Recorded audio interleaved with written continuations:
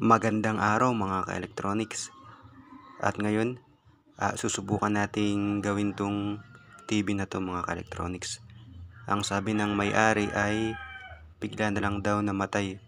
So may history na pala ito ng repair mga ka-electronics. Mapapansin nyo na kinabitan na siya ng 4 wires. So titingnan natin kung anong nangyari at bakit bigla na lang itong nawala ng power mga ka-electronics.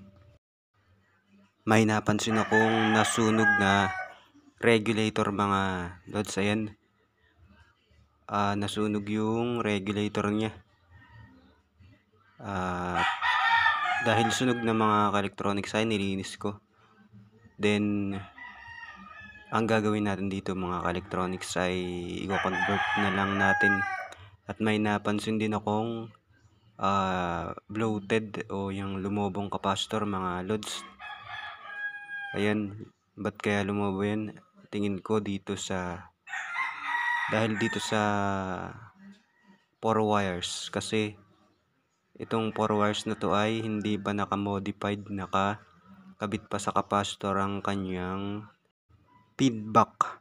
So tatanggalin natin yan mga ka-electronics, dahil kasi dito yan sa potentiometer. Pag tumatagal ay kinakalawang yan at nagkakaalikabok, kaya nababago ang resistance. Kaya oras na mabago ang resistance niyan mga ka-electronics ay matik na yan na tataas ang voltage na ibibigay ng power supply. Lalampas pa ito sa naaayong 12 volts at palolobohin ng mga capacitor at susunugin ang mga IC mga loads. So dito na tayo magkakabit sa opto-coupler ng feedback mga loads para matik na naaayong voltahe ang ilalabas ng output nito mga ka-electronics. So simulan na nating i-modified mga ka-electronics. Tanggalin natin tong kanyang feedback. Then alam nyo na mga ka-electronics, nasa opto coupler o opto isolator natin ilalagay ang kanyang feedback. At ayan na mga ka-electronics, ihang lang natin tong opto isolator. And then pag naihang na natin mga ka-electronics ay diyan natin ikakabit yung dalawang cordon. Basic lang naman yan mga ka-electronics kung marunong kayong maghinang. At iangat na natin tong capacitor mga ka-electronics dahil iaangat natin ang opto isolator. At dito tayo magkakabit ng feedback ng 4 wires. Dapat tamang init lang ng panghinang mga ka-electronics para hindi malusaw ang laman ng opto isolator. So iaangat lang natin yan at madali naman yan mga ka-electronics. At ayan na mga ka-electronics, hahanapin nyo naman dito yung kung papaano ang tamang pagkabit, kasi may makikita kayo dyan na parang bilog na sign. Ayan, may makikita kayong bilog na sign mga ka-electronics. Doon nyo ikakabit yung opto isolator. Dapat ganun din yung kanyang forma o yung may bilog, yun dun sa cordon na pagkakabitan mga ka-electronics. Ayan, nakaganyan na yun. Ayan, dyan yun sa may bilog mga ka-electronics, kasi hindi pwedeng baliktad yan mga loads. Medyo marami-rami na rin sira ito mga ka-electronics, so subukan lang natin gawin kung magagawa natin. Siyempre pag nagawa ito ay isang magandang advantage yung mga ka-electronics, pero susubukan lang natin. Ayan mga ka-electronics, ibalik na natin at ayan ang itsura niyan mga ka-electronics. modified na. At ngayon ang susubukan naman natin ay isaksak o susubukan nating isaksak mga ka-electronics para makita natin kung may lalabas bang output sa kanyang secondary dahil nakabit na nga natin ang 4 wires. Babala lang sa mga wala pang medyo background sa electronics. Huwag kayong magkakabit ng 4 wires pag hindi nyo alam ang ginagawa nyo mga electronics dahil delikado ito. So ako na medyo may alam na mga electronics, gumagamit pa rin ako ng isolation transformer. Hindi rekta sa 220, naka-isolate. So kaya pag nagtetest ako ay hindi masyadong nakakatakot, hindi ka makukuryente. So siguro may uusok o kikislap pero yung malaking pag-spark hindi mangyayari dahil limited lang ang isolation transformer ko. Nasa 60 watts. So ito na mga ka-electronics, tingnan natin kung may mariread tayong voltage at yan. May na-read na 12 volts. Ang ibig sabihin lang yan mga ka-electronics ay okay na ang output.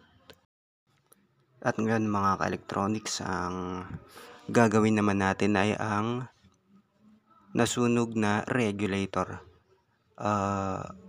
Ang regulator na nasunog ay 5 volts mga ka-electronics. Kaya ang gagawin natin ay kakabitan natin ng buck converter at iseset natin sa 5 volts.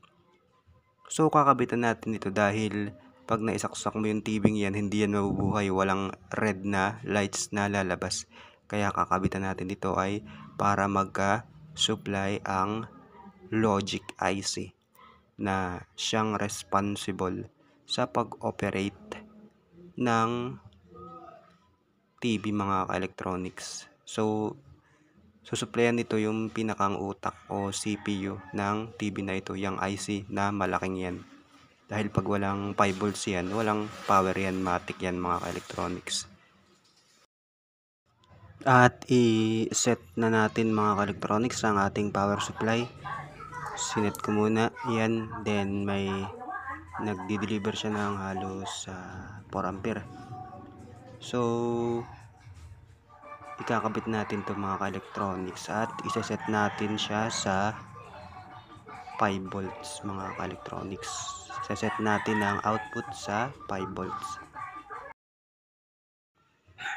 Yan, set lang natin mga loads para pagkabit natin ay okay na sa saktong 5 volts mga loads. Yan, 4.9, then 5 volts. Yan mga ka-electronics, kakabit na natin. At doon tayo magkakabit ng input sa socket mga loads na 12 volts. Ito ay nagbibigay ng 12 volts dahil siya ay konektado dun sa capacitor. So ang gagawin natin ay idikit na lang natin to mga loads. Hindi naman to masyadong umiinit kaya okay na yung glue stick. Then nilagyan natin ng makapal na papel at itetest natin mga loads. Ayan, hihinangan na natin yan mga loads. At yan ang ikakabit natin mga loads. Okay naman yung maliit na wire kasi halos millivolts o milliampere lang ang dumadaloy dito, kaya okay na kahit mga maninipis na wire. So ayan mga loads. At ang huling gagawin natin ay ikakabit natin itong output niya sa inductor. Doon tayo magkakabit dahil doon nakakabit yung output ng IC na nasunog. So doon natin ikakabit ang 5 volts mga loads. Dahil medyo maliit at lapit-lapit ang pyesa ay kinailangan nating gumamit ng microscope mga loads para mahinang natin ng ayos ang output ng buck converter. At ngayon ay natapos na natin mga ka-electronics.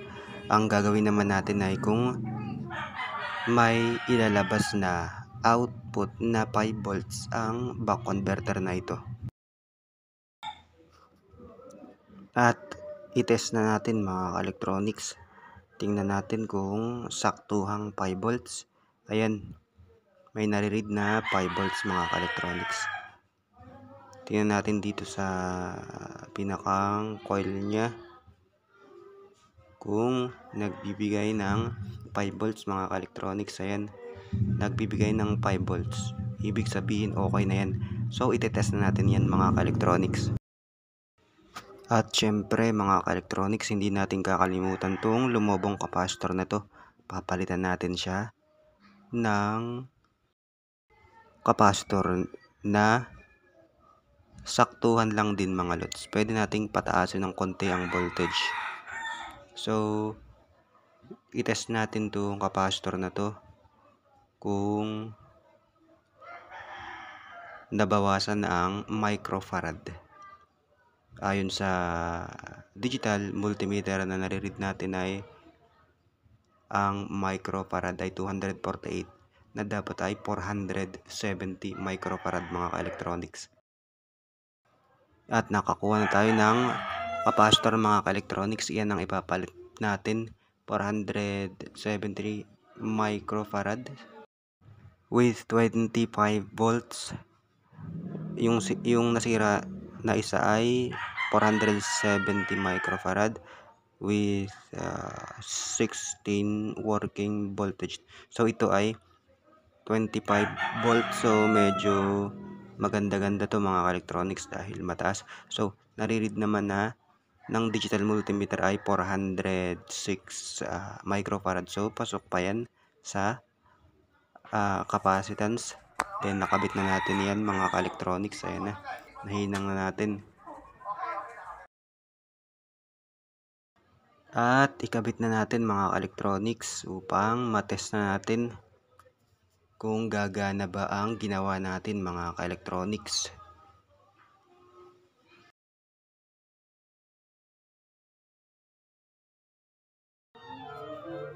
Sana'y gumana mga ka-electronics dahil dalawa na ang kinabit natin dito. Sana naman ay gumana. Then ayan na mga ka-electronics, na isarado ko na. Subukan nating buhayin. Ayan na. Ibig sabihin niya ay gumana ng power supply, ngunit ang kanyang screen ay white lamang mga ka-electronics. Nayari na mga ka-electronics. Sira pala ang kanyang screen. Pero ang sirang ganito mga ka-electronics, hindi basta-basta LCD o panel. Pwedeng T-Con to mga ka-electronics. Bakit kaya white ang kanyang screen mga ka-electronics? May napansin ako sa kanya mga ka-electronics. Sa unang buhay ay parang may kulay, ngunit biglang nawawala. At pansinin nyo yung mga tabi mga lods, may konting kulay na nabubuo. Ang ibig sabihin nito mga ka-electronics, maaaring sa T-Con ang problem. Siguro baka mayroong nasirang mga capacitor, mga regulator at mga IC sa T-Con. So try nating pasukan ng service mode. Ayan mga ka-electronics, halos ganun din ang kulay. White din ang kulay mga ka-electronics. So susubukan nating gawin ang T-Con mga lods. At pansinin nyo mga ka-electronics, sinubukan ko siyang slow motion at may kulay siya biglang namuti. Ibig sabihin yan, gusto niyang magkabultahe, ngunit bumabagsak mga ka-electronics. Bumabagsak sa T-Con. So sa mismong T-Con na ang sira nito. At ayan mga ka-electronics, subukan nating buhayin at mag-test tayo ng mga voltahe sa timing control niya o T-Con. susubukan nating itest ang BGH, BGL, BDD, BCom. So, tingnan natin isa-isa mga ka-electronics kung nagbibigay ng tamang voltahe ang T-con. Unahin natin itong BCom kung may mariread na voltage mga ka-electronics. May naread na 17. Okay yan. Sumunod ay BDD. Then ayan ang voltage ng BDD. 12 volts. Then ang sumunod nating itest ay VGH. 30 volts. Okay yan. 26 to 30 volts ang voltage ng BGH. Ang BGL naman ay negative 5 to negative 7. Ayan, okay naman lahat ang voltahe mga ka-electronics.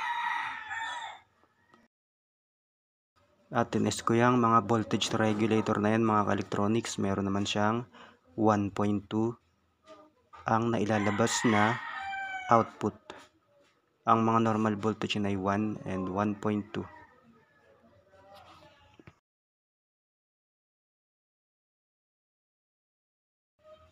At dahil sa masuring pananaliksik mga ka-electronics, hipuin natin kung may mga umiinit na IC. Ito mga nahawakan ko pa. Yan. Pagdating dito sa isang to ay sobrang init mga ka-electronics. Halos hindi ko mahawakan.